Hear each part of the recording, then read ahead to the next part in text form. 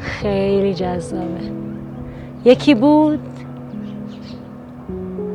یکی هنوزم هست.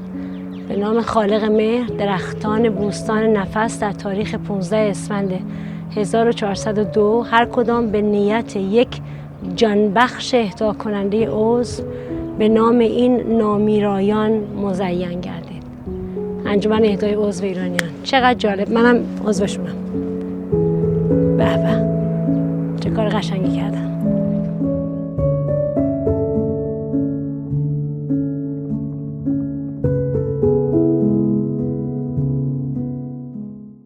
من مائده طهماسبی هستم، متولد 1336. آبان ماه دنیا اومدم. در شهرستان بابل استان مازندران متولد شدم. خواهر برادر 4 تاییم، 2 تا پسر 2 تا دختر. پدرم طبیب بود، پزشک بود و مادرم خانه‌دار.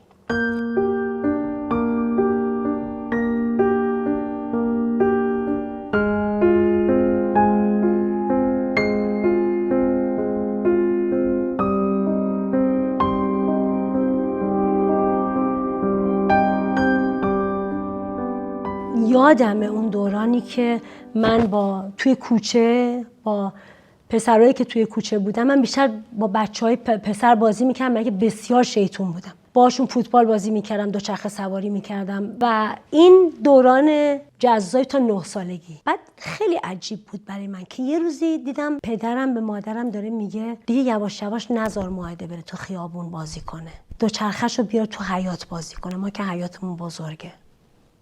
یعنی برای من اولین بار در 9 سالگی 10 سالگی متوجه این تبعیض شدم. یعنی یه دفعه فهمیدم یه دنیایی وجود داره، دنیای مردا بیرون و دنیای زنا داخل. و خیلی برام عجیب بود و شکایت کردم. یعنی گفتم به مادرم نکن این کار با من، برای اینکه اینا دوستای صمیمی منن. یه جوری قانعم کردن که اگر میخواین بازی کنین تو خونه بازی کنین. این در واقع ورود ما توی 9-10 سالگی شد به خونه، ولی همچنان در حیاط خونه بازی میکردیم و دوران خوشی بود. ولی همون جوری که گفتم، همون جوری که هممون میدونیم، یک جامعه مدرن ولی در عین حال در بطنش یه جامعه سنتی.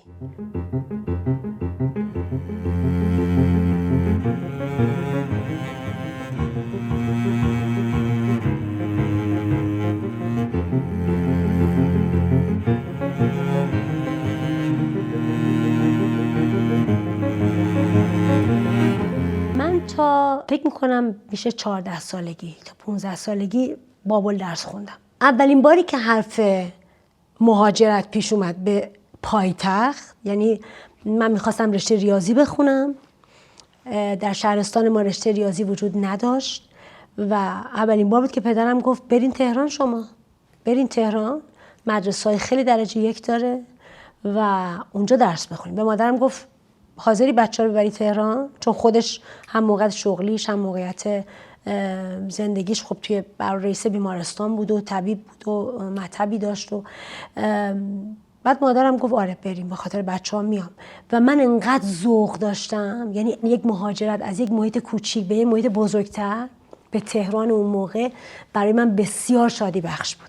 و همین اتفاق افتاد. یعنی ما اومدیم تهران، به مادرم طفلک سخت گذشت با 4 تا بچه و من توی یکی از بهترین دبیرستان‌های تهران که اون موقع اسمش مرجان بود، الان هنوزم هست، تو خیابون کاخ قدیم فلسطین فعلی، ثبت نام کردم و رشته ریاضی خوندم. دبیرستان بود ولی درس خون نبودم. یعنی آرزو داشتم برای درس خوندن برم بخونم ولی درس نمیخوندم و فهمیدم که ای داد بیداد، من معدلم خیلی پایینه و دانشگاه معدل بالا میخوان برای بعضی از رشته‌ها. و یه مدت فکر می‌کردم آرشیتکت بخونم، بعد فکر می‌کردم برم از ایران، اگر تهران یه جای خیلی خوب و ایناست، یه سکوی پرتابه، پس خارج از ایران میتونه خیلی بیشتر جای رشد داشته باشه.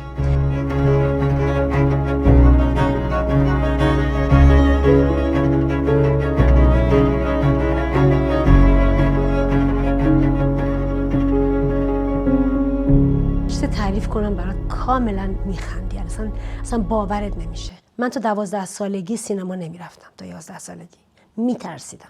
من فقط تنها چیزی یادمه، فکر میکنم 3 تا 4 سالم بود که رفتیم یه فیلمی رفتیم با پدر و مادرم، منو بردن سینما برای اولین بار. یه فیلم بود چارلی چاپلین بازی میکرد. یه صحنه بود چارلی دستشو از در تو ماشین نشسته و دستشو از پنجره میاره بیرون و نمیتونه درو باز کنه از چیز بیاد. تمام سینما میخندید. من شروع کردم به زار زدن و اینا تعجب کردن پدر و مادرم که چه من گریه میکنم.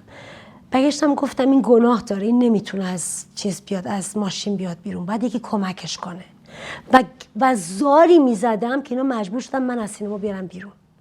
اینو یادمه، یعنی این مثلا دارم تعریف میکنم، این چیزی که من یادمه.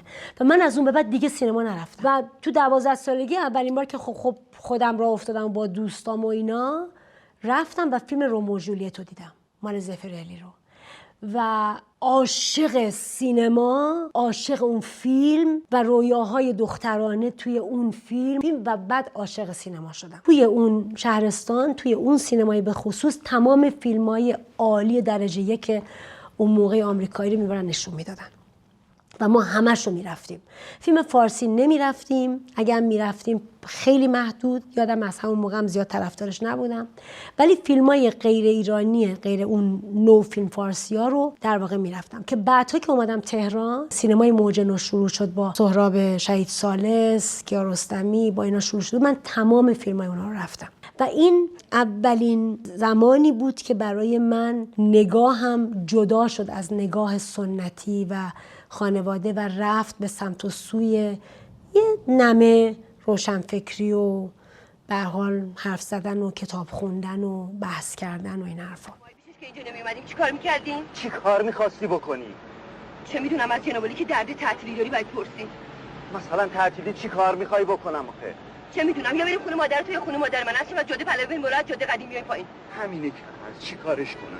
چیکار کنی؟ اینجا دوباره رفیقات جا داری تا نصف شب بری به ما که رسی، چیکار کنم؟ چیکار کنم؟ هم درد همون یه شبی رو داری که بعد از عمری من رفتم. در اون سنی که تو هستی، تو میدونی 18 19 20 سالگی دختر که به این سن میرسید همیشه مسئله ازدواج براش پیش میومد، همیشه. خانواده من هیچ اصراری نداشتن، ولی از بیرون خب پیشنهاداتی میشد، میگفتن، میپرسیدند، همه اینا. و من به خودم الان میبالم که اون موقع هر دفعه این اتفاق و این صحبت پیش میومد به من 100% با یک عزم راسخی میگفتم نه. یه بار حتی به مادرم گفتم اگر اینا پاشونو تو این خونه بذارن من از در میرم بیرون. درصد که اون موقع کجا میخواستم برم، جایی نمی‌تونم برم، ولی انقدر انگار این جمله رو محکم گفتم که مادر من عقب کشید. ولی من ته دلم یک سرکشی داشتم، آرزوهایی داشتم که فکر می‌کردم باید به اینا برسم.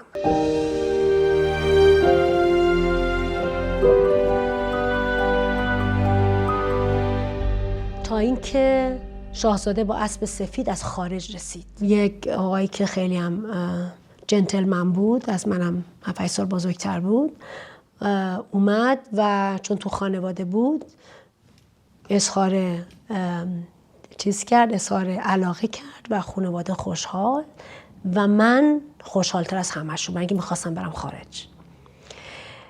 اینو هیچ کس نفهمید اون موقع و خیلی سریع، فکر میکنم در عرض 2 ماه ما ازدواج کردیم. دوباره شد سکوی پرتاب که من از تهران برم تو اون فضایی که دلم میخواست زندگی کنم. من رفتم آلمان.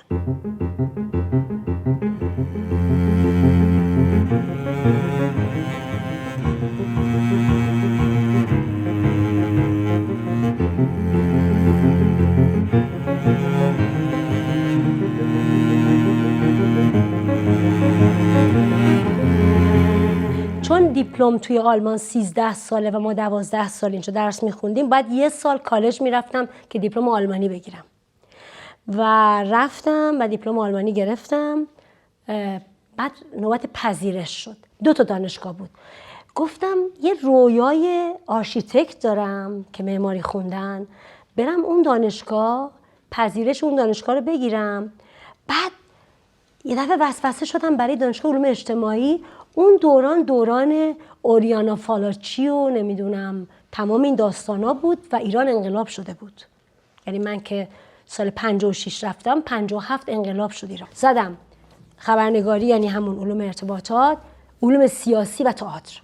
اینجوری یعنی پایه‌ای درست کردم که این سه تا رشته رو بخونم و اینجوری شد که اصلا آرشیتکت و معماری از ذهنم رفت بیرون و رفتم اون دانشگاه و کالج اون رو تموم کردم و وارد دانشگاه شدم و رفتم تو دنیای اطلاعات. یعنی تو فکر کن برلین، علوم سیاسی و انقلاب ایران و اون جهان برلین، جهان اصلا برلین غربی اون موقع به نظر من جهان بود، برای اینکه تو از هر کشوری اونجا دانشجو داشتی و خیلی مولتی کالچورال بود، عجیب و غریب.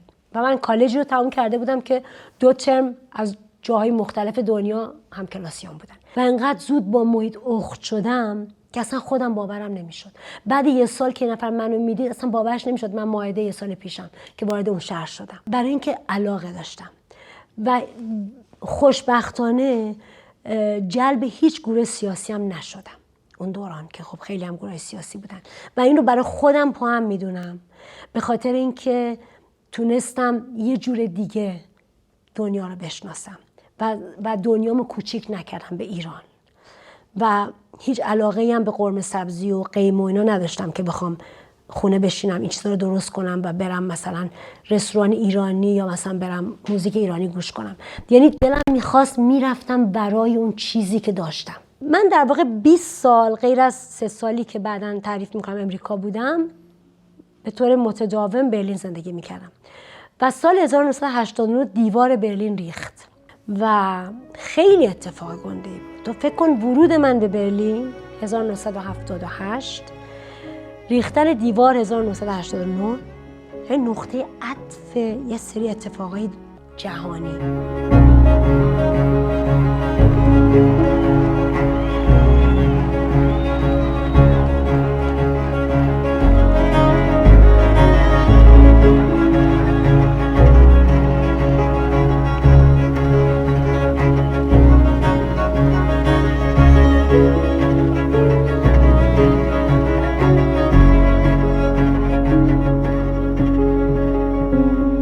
یه چیز دیگه هم که بود، ازدواج 4 ماه بیشتر طول نکشید. اینم پرانتز باز کنم و تموم شد و من راه خودم پیدا کردم و رفتم جلو درسمو خوندم، کار میکردم و پدر و مادرم میذاره ناراحت بودن حالا من اونجا اینا.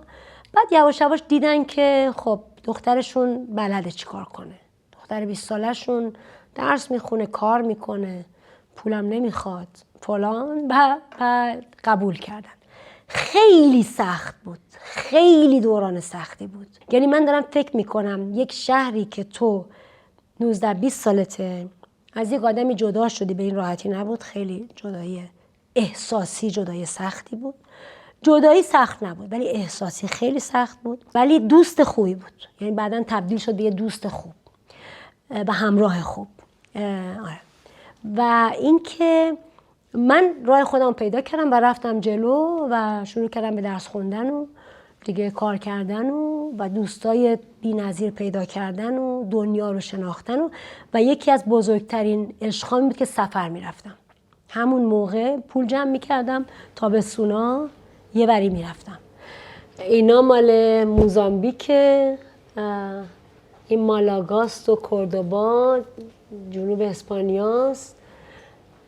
دبی دارم، ایتالیا دارم، دیگه کجا دارم، سوئد دارم، ویتنام بودیم با فرهاد، ویتنام رفتیم، خیلی کشور جالبی، خیلی. البته من فقط پایتختش رو رفتم و اونم واقعا براش سفرنامه آدم میتونه داشته باشه، خیلی خوبه. بعد دیگه تایلند و هندوستان و ترکیه و بله دیگه همه اینا. اتفاقا من 57 که انقلاب شد، اولین بهار آزادی همون 58 بود، من ایران بودم، دانشجو بودم و اومدم ایران که اتفاقا 2-3 هفته موندم ایران و اون فضای بهار آزادی رو تا اندازه زیادی لمس کردم و با موقعیت‌های قشنگش هم موقعیت‌های پر مشکلش، یعنی واقعا مشکلات زیادی وجود داشت و برگشتم. جنگ که شد خب خیلی به من به ماها فشار می‌اومد تو خارج از کشور.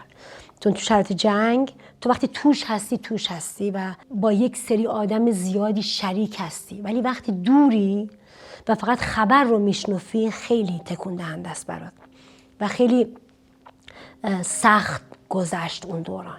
با اینکه زمانی که میشد همیشه میومدم ایران، حتی زمان جنگ، و خانواده رو میدیدم و برمیگشتم. حتی یادم یه دفعه که اومدم تهران فرودگاه رو بمباران کردن و 8 هفته فرودگاه بسته بود. ولی وقتی برگشتم حالم بدتر شد اونجا، برای اینکه لمس کرده بودم اون پدافندا و اون شبای جنگ و اینجا.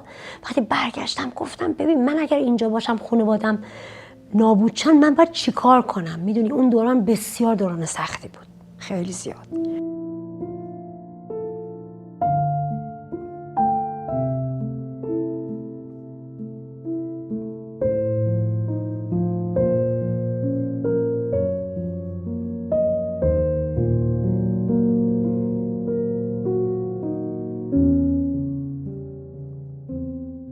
فوق لیسانسمو گرفتم در رشته خبرنگاری، رشته اولم، و رشته‌های فرعیم علوم سیاسی و تئاتر. تئاتر رو خیلی دوست داشتم، برام یه بالانسی بود و با دوستانم اونجا یه گروهای کوچیک تشکیل داده بودیم، تئاتر بازی میکردیم. تا اینکه فرهاد 1988 با یکی از نمایشاش اومد آلمان. یه نمایش 2 نفره بود، فرانکفورت اجرا داشت و یکی از دوستان من از فرانکفورت من زنگ زد گفت تو که برلین سالن میتونی پیدا کنی، آقای از امریکا اومده، خیلی هم تئاترش عالیه، راجع مسائل زنانه و اگه میتونی دعوت بهش بگم من بیاد برلین که اونجا تئاتر رو اجرا کنیم. من گفتم اوکی بگو بیاد. که فرهاد با یه هنرپیشه زنی که همون فرانکفورت باهاش تمرین میکرد اومد برلین. اون نمایش شد در برلین برد رو صحنه. که اون نمایش اسمش تقصیره و سالیان سال بعد من اون بازی کردیم در سالن چارسو تئاتر شهر. بیا. نه دیگه از همینجا بیا. از همینجا بیا دیگه. میخوای کیف میفازت بگیرم من بگیرم؟ نه دیگه. خیلی من از اینجا میام وارد کادر میشم. خب 2 3 بریم. خب سلام کن. سلام. سلام. این سلام مرسی. شیرینی. قربونت برم، خیلی ممنون ازت. سلام. ممکنه کم به نظر ویرد بیاد ولی سلام. اونجا ما با هم آشنا شدیم. آشناییمون در حد این بود که خب بفرمایید و سالن رو کمکش کردیم و خیلی هم نمایشش عالی بود و 2 شب اجرا کرد و سالن هم پر شد و من با یک آدمی روبرو شدم، با یه مرد هیروئین روبرو شدم که ندیده بودم. باور کن قبلش ندیده بودم. و برام خیلی جذابیت داشت آشنایی باهاش.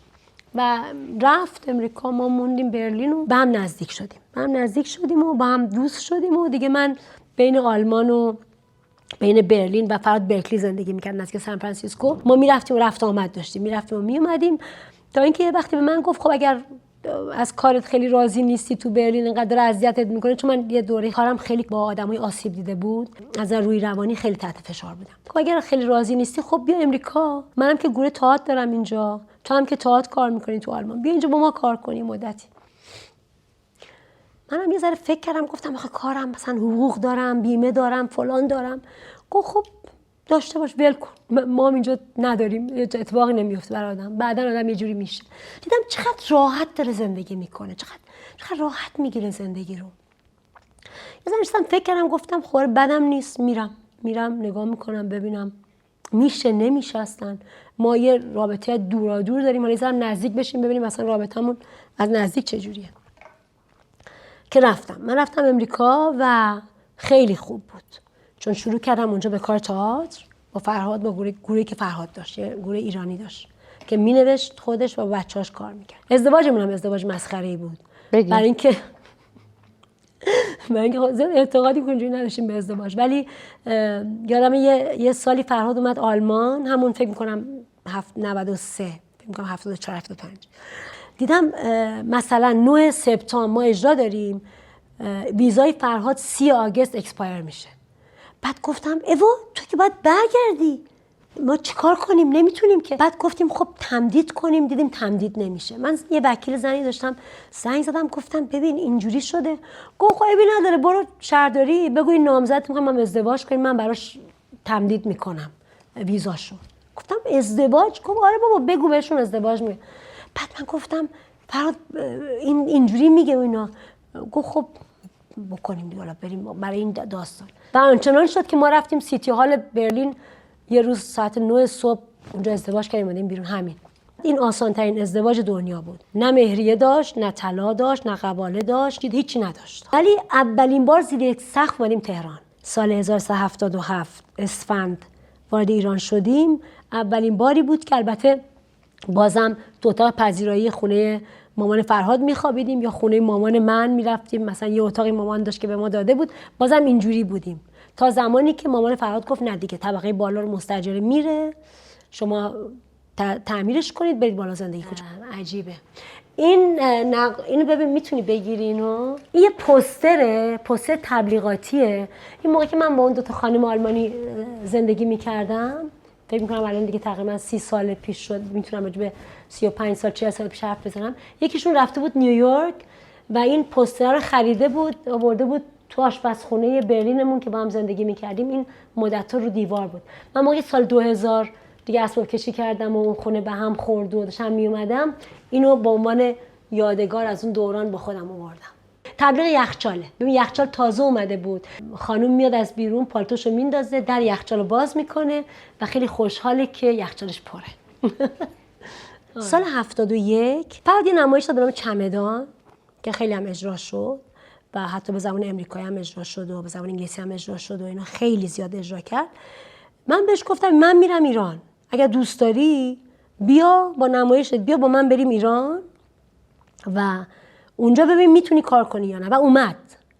ما 71 اولین بار با هم اومدیم ایران. فرهاد 3 ماه موند با مشقت بسیار زیاد، با عشق بازیگرای اون دوره و اون نمایش رفت رو صحنه در سالن 4 سوی تئاتر شهر.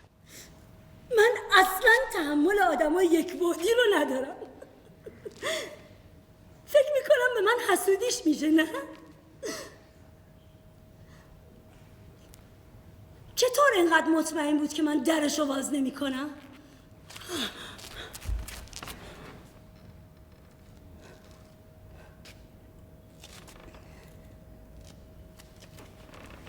حق با شوهرمه. اگه بهش محل نذارم هیچ اتفاقی نمیافته، نه؟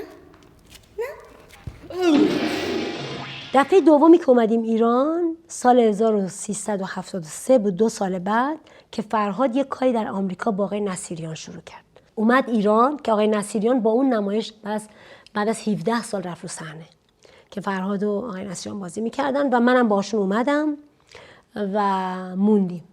45 اجرا در سالن اصلی تئاتر شهر پکت. برگشتیم آلمان، یعنی برگشتیم فرهاد که برگشت امریکا. بعد فکر کردیم خب ما که 2 بار رفتیم ایران، 2 تا کار فرهادم اجرا شد، بچه‌ام که میگن بیاین بریم ببینیم میتونیم تو کار تئاتر تو ایران بکنیم یا نه. چقدر خوبه، برای اینکه کار تئاتر ایرانی در خارج از کشور فقط 1 یا 2 آخر هفته است. یعنی به خاطر اینکه بیایم ببینیم که میتونیم تو ایران تئاتر کار کنیم اومدیم ایران. و خب خانواده دیگه، مادر فرهاد تنها بود، بچه دیگه ای نداشت توی ایران و پدر من که خیلی زود فوت کرد. پدر فرهادم کودک بود وقتی باباش فوت کرد و مادر در واقع بزرگ کنندش بود و چه مادری بی‌نظیره. من خوابم روشه، بزن تو گوشم و بیدارم کن روشه. دیوونه ی لعنتی، اگه تو خوابی پس منم خوابم دیگه. چطوری بیدارت کنم؟ یکی باید باشه که خود منو بیدار روشه کنه. چرا بیدارم نمی کنی؟ بیدار بزن شو تو دیگه. گوشم دیگه. چشماتو وا کن. شما هر دوتون بیدارید. جورج پسرم دوباره برگشتی. دلم برات تنگ شده بود. کسب و کار چطوره؟ اولش مردم ترسیدن و ما پولدار شدیم. حالا ما پولدار شدیم و میترسیم. چرا میترسین؟ پس چیکار کنیم؟ لذت ببرین. چه جوری لذت ببریم؟ و از چی؟ از جاهای نرفته، کارهای نکرده، غذاهای نخورده، خوشیهای تجربه نکرده، لذتهای چشیده نشده. پول میتونه هر حسرتی رو به آرزو بدل بکنه و هر آرزویی رو برآورده. این تازه اولشه. تازه با واقعیت ایران روبرو شدم. هر سال می اومدم، 2 سال در میون می اومدم تئاتر اینجا گذاشتیم و رفتیم، ولی اولین بار بود که اومدم گفتم من اومدم. البته پولای پشت سرم خراب نکرده بودم، اتاقم رو اجاره داده بودم تو برلین رفتم اداره کار، گفتم که من بیکارم، یعنی بیکاریمو اعلام کردم، اومدم ایران. فکر میکردم اگر نتونم ایران بمونم چه کار کنم، باید بتونم برگردم. خیلی سخت بود. تازه واقعیت این بود که من 20 سال نبودم، از کجا باید شروع کنم. همه چی مسئله بود، همه چی. چیزی که توی دورانی که می اومدم تعطیلات برام مهم نبود الان مهم شده بود. ترافیک مهم بود، روسری مهم بود، حجاب مهم بود، رابطه ها مهم بود، دیر کردن ها مهم بود، سر وقت نبودن ها مهم بود، قول نبود. یعنی همه چی شده بود یک داستان زیاد که من گفتم خب من باید چیکار کنم. من نمیخوام کار کنم به عنوان بازیگر.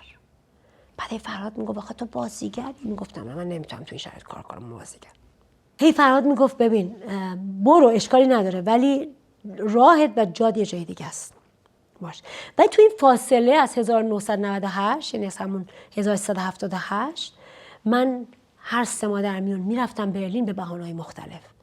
میکندم از تهران میرفتم برلین، میگفتم بعد این کارو بکنم اون کارو بکنم، میرفتم سر میزدم یه کاری میکردم دوباره برمیگشتم.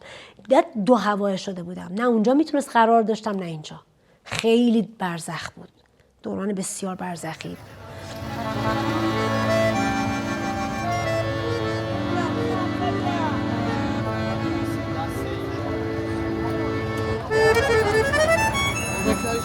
بریم نه برگشتن الان میخوام تو بازار. سیر رو چی میدی؟ دیروز 30 تومن. آخه روزانه چرا میبری قیمت بالا؟ دیروز 30 تومن بوده، امروز چرا میگی 50 تومن؟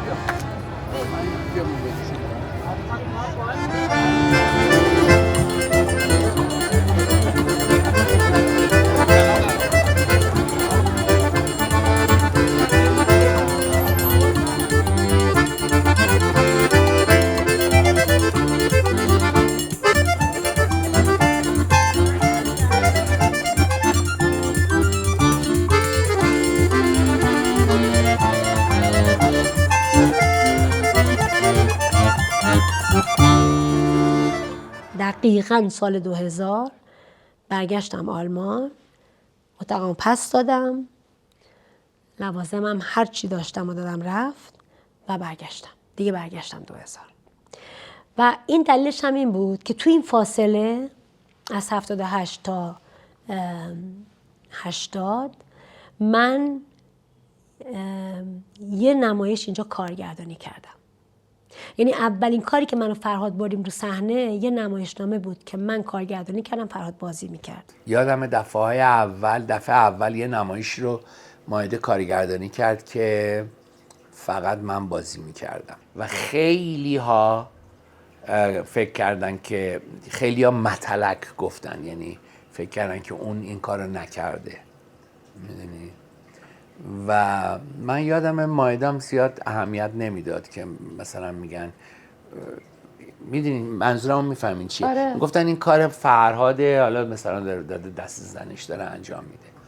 ولی خوشبختانه بعداً کارهای دیگه کرد با آدمای دیگه و آدما دیدن که موقعی که اون کارگردانی میکنه چجوری کارگردانی میکنه و منو چجوری کارگردانی میکنه. یکی از تنها کارگرداناییه که به من میگه این کارو بکن این کارو نکن، من به هم نمیریزم، من معمولا به هم میریزم. باور نکردنیه که قاتل من کسیه که هر روز از کنارش رد میشدم. من چطوری میتونستم بدونم کسی که گل لادن پرورش میده روزی منو از دیدن گلها محروم کنه؟ من اینجا، اما لئون تو اینجا نیست. این میز، این کتاب ها، این تقویم، تو اینجا نیستی لئون. اما نور خورشید داره از لای کرکره میتابه. اون دیروز بود عزیزم. تو توی بیمارستان هستی، بیهوش. گلها توی باغ، تو اونجا ایستادی. این دیروزه که تو داری میبینی. ما رفتیم چارسو، 60 تا اجا رفتیم و پر نمایشش. سال فکر میکنم 78 بود. سال خیلی خوبی هم شروع شده بود و بعد من پیشنهاد گرفتم از جعفر پناهی تو فیلم دایرش بازی کنم و برای من هیچ چیزی اصلا نمیتونم به تصور کنم که بگم چه خوشحالی برای من. تا همین 5-6 سال پیش سالی یه دونه تئاتر رو کار میکردیم. زمانی که تئاتر کار نمیکردم و کار تحصیل داشتم ترجمه میکردم، نمایشنامه ترجمه کردم از زبان آلمانی به فارسی و اینجوری وصلم به قبلم در واقع. این آخرین ترجمه‌مه که در اومده از نشر قطره. آره بفرمایید برای شما، خدمت شما، خواهش میکنم. البته اونم که داستانشو برات تعریف کردم اینم دارم، اینم بهت بدم که گفتم این نویسنده آلمانی خودش این کتاب من داد که من ترجمهش کنم. فرناندو کراپ این نامه را به من نوشت.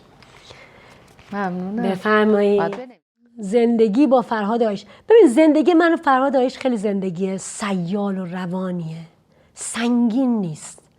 همینجوری که قبلا بهت گفتم 2 تا آدم مستقل در کنار همدیگه داریم زندگی میکنیم به عنوان همخونه و که عاشقانه همدیگر دوست داریم. یعنی فقط میشه گفت که این عشق انقدر عشق کشکیه، انقدر با هم رابطمون انقدر با هم خوبه، انقدر صمیمیه، انقدر دوستانه است، انقدر بدون درد و بدون نمیدونم داستانه است که الان دیگه رسیدیم به یه سنی که به حال داریم میریم رو به چیز میان سالی دیگه، در واقع بهش میگن میان سالی. بعد توی این 30 و چند سالی که داریم هم زندگی میکنیم و با هم هستیم انگار مثلا 2-3 ساله داریم هم زندگی میکنیم. خب درسته که من عاشق پیشم همیشه دنبال عشق میگردم، ولی خب عشق هر جا که نمیتونم پیدا کنم. بعد یه جایی باشه که بتونم جواب بگیرم، بتونم نترسم. آدم ها میترسن تو رابطه. اینا همه مدیون توی رابطه ما مدیون یک زنیه که حقوق خودش رو میشناسه و جایگاه خودش رو میشناسه و اجازه نمیده هیچکی توش تجاوز بکنه. و من به عنوان یک مردی که یک ضعفایی داره، شاید اگر یک جایی برای تجاوز به اون حریم بود شاید من پا میذاشتم، ولی الان که نذاشتم و به خاطر قدرت اون و این باعث خوشبختی منه. دلیلش همین آزادیایی که در درون رابطمون داریم. یعنی خیلی